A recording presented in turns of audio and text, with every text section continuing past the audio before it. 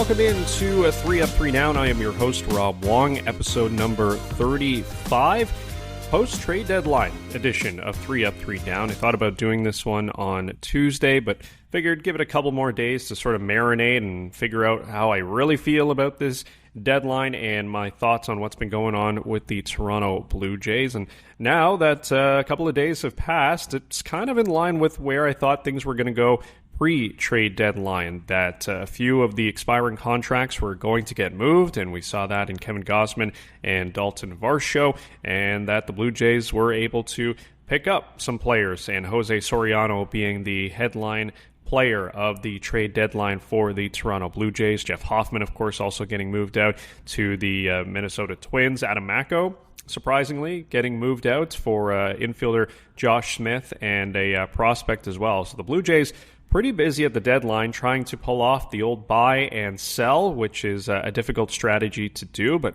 Ross Atkins was able to do that, taking a look towards the rest of this season at the very least, with the addition of Jose Soriano and the future as well with Dason Hill, the prospect coming over from the Twins, and some of the other prospects coming over in deals as well. Should mention Spencer Arrighetti, another guy that's going to affect 2026 and beyond, the player in the Dalton Varsho deal. So I guess the best way to do this is to go trade by trade and take a look at what the Blue Jays did and evaluate their thinking behind that and my thoughts of how this kind of works for the team moving forward.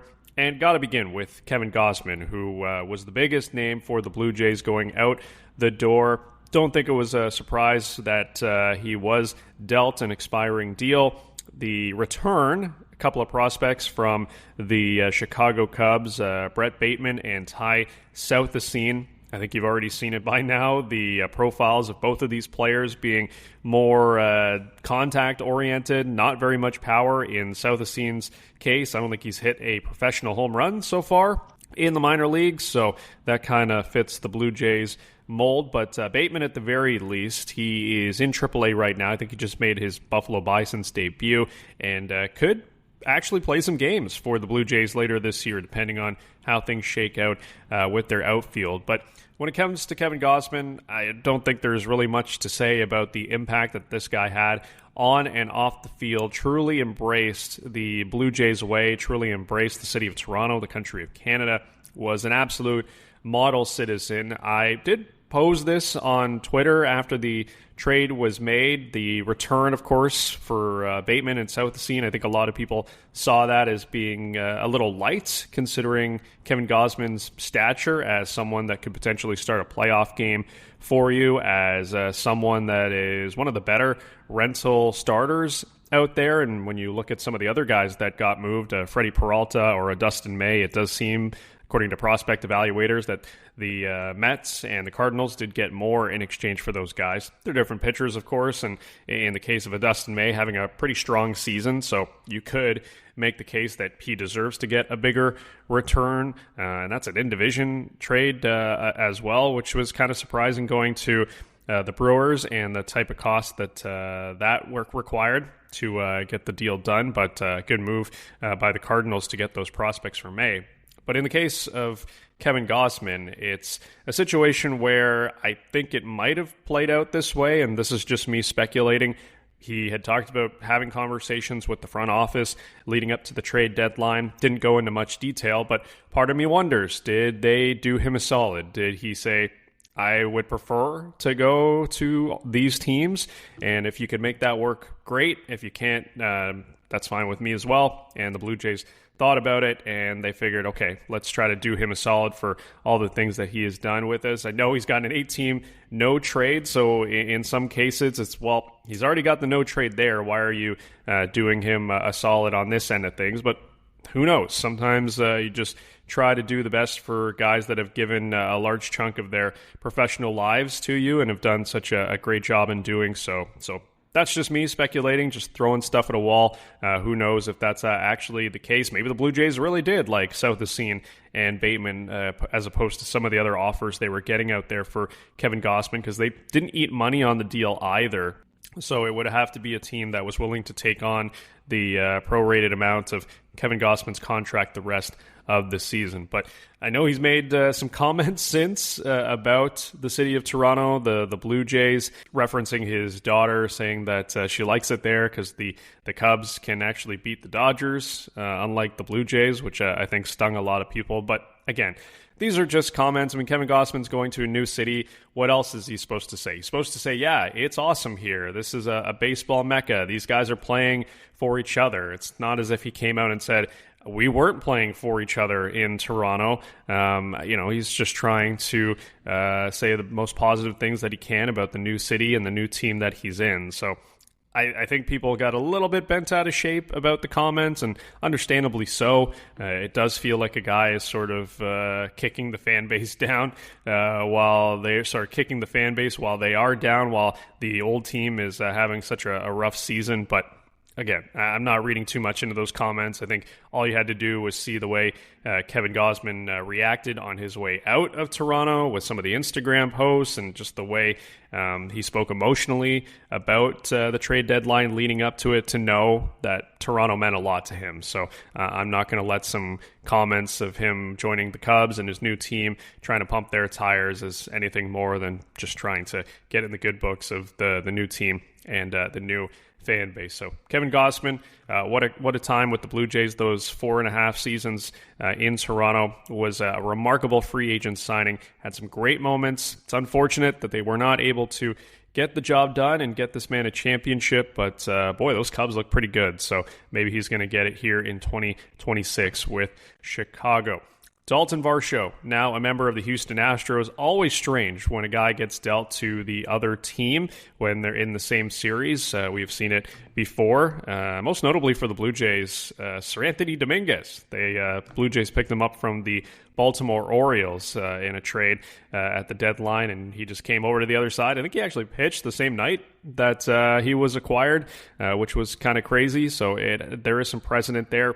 But I was surprised, to be honest with you, to see the Blue Jays be able to get a serviceable big leaguer in Spencer Arrighetti. It hasn't all been sunshine and rainbows for him. There's been some struggles, but he does seem to have some arm talent, and we know that this Blue Jays pitching group can do wonders with a lot of raw materials, and it does seem like Spencer Arrighetti does have some tools, and maybe a couple tweaks here and there could be a serviceable back-end starter for the Toronto Blue Jays. His rookie year, 2024, threw 145 innings for the Astros, had a 4.53 ERA, but some of the ERA predictors had that at about closer to 4, and struck out 10.61 batters per 9 inning, a 27% strikeout rate. So as I said, he's a guy that definitely has the ability to miss some bats, just needs to tweak some things probably and get back into the strike zone a little bit more. He is someone that historically has walked a lot of batters. Where we heard that before. We're going to talk about it as well with Jose Soriano, but nice little return there for a rental in Dalton Varsho, who we're going to talk about Jeff Hoffman as well, but for Varsho, I think is always going to be linked with Game 7 and the failure to drive in the run that would have won the World Series. Even Game 6, Game 7, his struggles at the plate with runners in scoring position. Unfortunately, a reason why the Blue Jays were not able to win that championship. But for me, I think just the way I look at it, it's a little bit of untapped potential. And I think that's how the Blue Jays felt when they got Dalton Varsho from the Diamondbacks, that this was a guy with elite defensive capabilities, had some power. If we can get him to make a little bit more contact or hit for more power with more consistency, then we've got something here with the guy who can play center field the way he can. And it just never really came together outside of 2025 and an injury-plagued shortened season where he did not get on base a ton, but slugged the ball a whole crap load when he came to the plate. And outside of that, there just was not enough consistency on a game-to-game, on a week-to-week basis with the bat. Did strike out a ton over the last couple of years, and you're going to take the strikeouts if you're going to get the slugging and the home runs like the Blue Jays got last year from Varsho, but this year cut down the strikeout rate almost 10%, walked a little bit more this year as well compared to last year, but the power for whatever reason, absolutely gone, and did not have as much extra base pop like he did a year ago. So I still would have made that trade back in the winter of 2022 with Dalton Varsho going to Arizona for Gabriel Moreno and Lourdes Gurriel Jr., despite the fact that Moreno is having a career season. I got why the Blue Jays did it. I still understand why they did it. It's just a case where, for whatever reason, they just were not able to tap into Varsho's offensive potential and get there on a more consistent basis. So solid return, like I said. Spencer Arrighetti could be an intriguing arm moving forward, and definitely a lot more than I would have expected the Blue Jays to get for a guy who is headed to free agency in Dalton Varsho. Jeff Hoffman, now a member of the Minnesota Twins, and feels like you can't talk about Jeff Hoffman without people just getting all over you. There is a section of the fan base that will never like this guy for what happened in Game 7 of the World Series, and understandable. I don't think we need to get into that, but was having a pretty solid year, especially the last couple of months where he really turned it on, and he was someone that I honestly thought was going to get moved at the deadline. Just felt like the reliever market was not particularly strong, and the Blue Jays have an asset in Hoffman who is playing really well. They've got a guy in Louis Varland who is now cemented as the closer. Tyler Rogers is having a good year. And the emergence of Spencer Miles as a high-leverage guy that you can use in the 7th and 8th inning, I think has kind of made Hoffman expendable. And the Blue Jays decided we're going to put him out there and see what we can get. And in the end, they get 3 prospects from the Twins, and Dason Hill is the guy coming back, who is a lanky lefty. I think he's 6'5", but can throw 100 miles an hour. He's got some ridiculous stuff, but tell me if you've heard this again, struggles to throw strikes, and walks have been an issue for this guy. So the Blue Jays are hoping to be able to get him more in the strike zone, but looking at what prospect evaluators say about this guy, there is potential for top of the rotation type of outcome if he can put it all together. So that is definitely intriguing for a guy in Jeff Hoffman whose value right now has never been higher, and off to a really nice start too. I think he struck out a couple of hitters in his 1 inning of work with the Twins in his debut, so he just continues to roll with his new team. And look, I understand, like I said, people are not going to like Jeff Hoffman, I think, for a lot of reasons, and that's totally fair. I get it. But what I will say is that this guy was an absolute professional during his time in Toronto. Good, bad, ugly, was always willing to face the media, never dodged anything, never dodged any of the criticism. And even his comments leading up to the trade deadline and getting dealt to Minnesota, a lot of it was he doesn't want to go. It's, a place that he wants to stay and wants to play out his contract. And I'm sure there's a level of him just wanting to redeem himself for what happened in Game 7 of the World Series. He felt like there was unfinished business here. So kudos to Jeff Hoffman for that. Just being a professional and facing the media, facing the fans, all the criticism, good, bad, or ugly, was a solid player for this team, and a lot better than I think people will remember him for his time in Toronto. So Jose Soriano is the big ad for the Blue Jays at the trade deadline. The Blue Jays do pay a pretty big price, though. They have to give up Arjun Namala in the deal. But when you look at Soriano, it totally makes sense why the Blue Jays would want to go after this guy. He, of course, is under team control for a couple more years, but just has so much arm talent, throws 99 miles an hour, has a sinker that's just an absolute bowling ball that generates a ton of ground balls, has a curveball that's a huge whiff pitch, has a splitter as well. We know how much the Blue Jays love splitters, and you look at his arsenal, it's similar in some ways to Spencer Miles, who we just talked about, with this huge sinker, with this huge fastball, and a big curveball and slider as well that can get batters to swing and miss. But it's a situation where the Blue Jays are clearly looking at not only the end of this year, trying to still make a run, but looking ahead to next year and the year beyond, where they have some holes in the starting rotation, and to be able to get some business done right now and plug it with a guy of Soriano's caliber is super, super exciting to have a trio now of Dylan Cease, Soriano, and Trey Savage, who unfortunately is injured right now. And if you're listening to this, maybe the news already came out as to what the diagnosis was for Trey Savage, who as of this recording, left knee inflammation is all we know. I know there's a ton of people speculating out there about it being a meniscus or a ligament. We're not that smart enough to diagnose that from just watching on TV, unless you're one of those internet doctors who seem to love doing that to try to figure out what players are dealing with. But I digress. Jose Soriano, love the ad. Totally am down for